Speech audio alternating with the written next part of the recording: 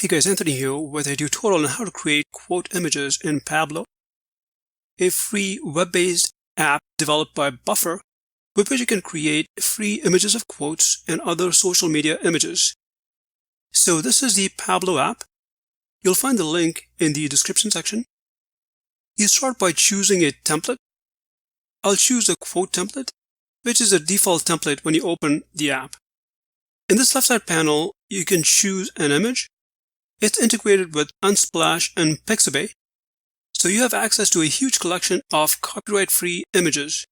You can use the search box to find specific images or upload your own image from your computer. Let me search for mountains and choose this one. So here is the replaced image. You can use this reposition link and you'll see the screen, and you can use your slider to zoom into the image as well as move the image to reposition it, like so. And finally click Done. So that's looking pretty good so far. In this right side panel, you can choose the size of the image. You have options for Pinterest, Instagram, Twitter, and Facebook.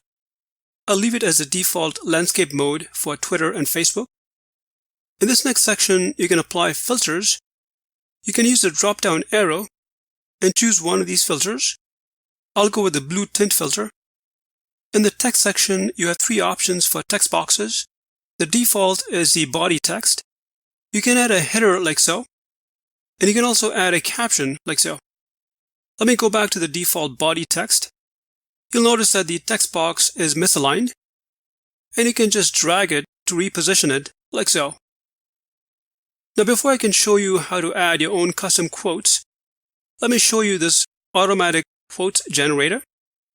If I click these arrows, I can generate random quotes, as you can see. I can click on the text box and then adjust the size of the box and reposition it like so. You'll also notice this contextual toolbar when I click the text box, which allows me to change the font as well as format the text. Generally, I don't like using the automatic quotes generator because there's quite a big gap between the quote and the author name. So I use the body and caption text boxes, and let me show you how. I'll copy and paste my quote into this text box and then reposition it like so. I'll add a caption box to the quote image and then copy and paste the author name, and I'll reposition the two text boxes like so. I'll click on the author name and make it italics. Down below, you can insert a logo to brand the quote image. I'll choose my logo and click Open. The logo is now placed on the quote image, and we can then reposition the logo like so.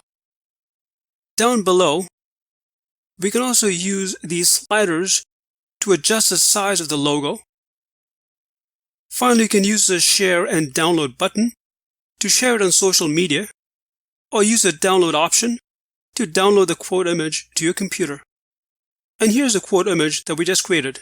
Pretty cool, right?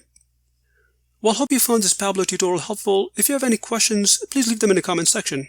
And thanks for watching.